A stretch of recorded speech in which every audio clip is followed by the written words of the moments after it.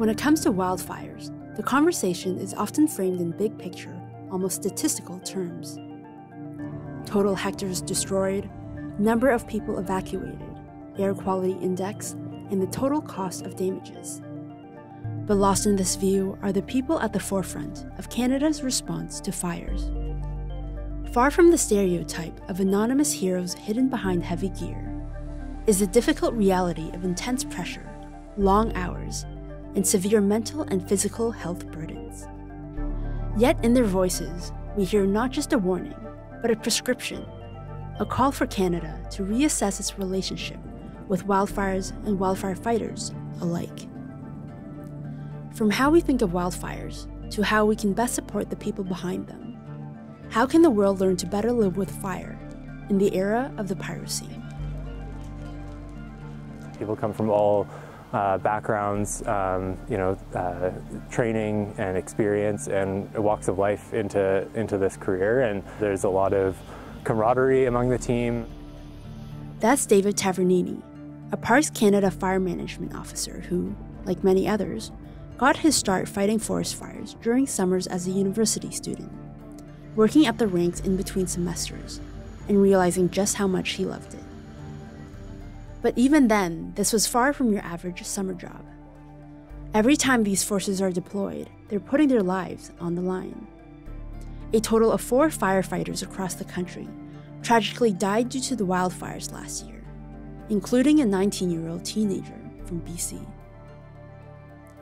Andrew Bass, the young founder of the Canadian Wildfire Network from Ontario, has seen his fair share of these dangers. When you work fire, you do get very, very close to people, and you gain a lot of trust. You put your life in their hands, and we begin to realize it could happen anywhere. It could happen at a moment's notice, no matter how much precaution you take. Like, sometimes you don't hear a tree falling down because the root's already burnt, for example. And it just brought things into perspective that it could happen to one of us. And now a new dispatch report shows the many challenges facing firefighters, both at the fire line and beyond. From falling debris to higher risks of cancer, working up to 16 hours per day in heat and smoke can take a toll on both physical and mental health.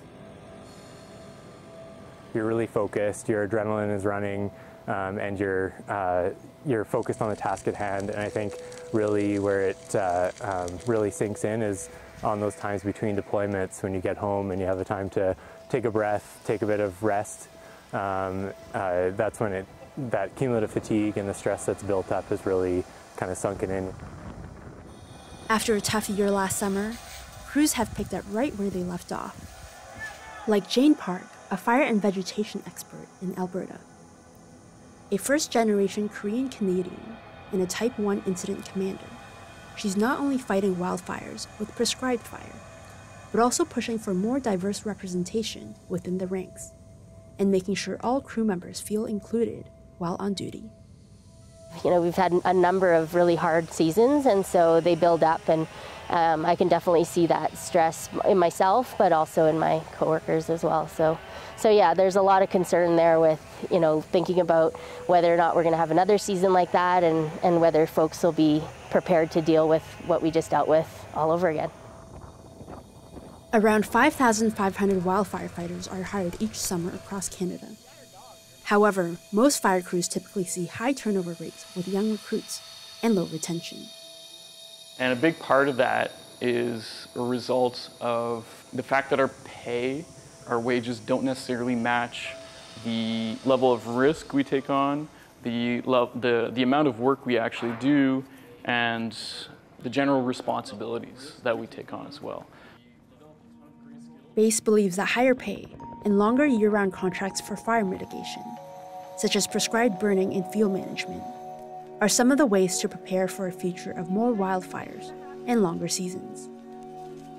It's not a matter of if it's going to happen, it's a matter of when it's going to happen. And by that I mean, when is a community going to burn down? When is someone going to lose their life?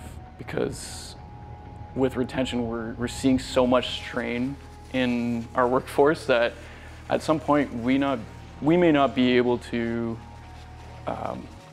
effectively protect a community. I just don't want a catastrophe to be the catalyst to change in policy and how we manage fires and our forested environment. As fire crews step back into their Nomex and heavy-duty work boots this year, with memories of last season still fresh on their minds, it's not just forests burning up that have experts worried, but people burning out as well, and what that might mean for the risks we all face as we live in an age of fire. Catherine Cheng, Global News.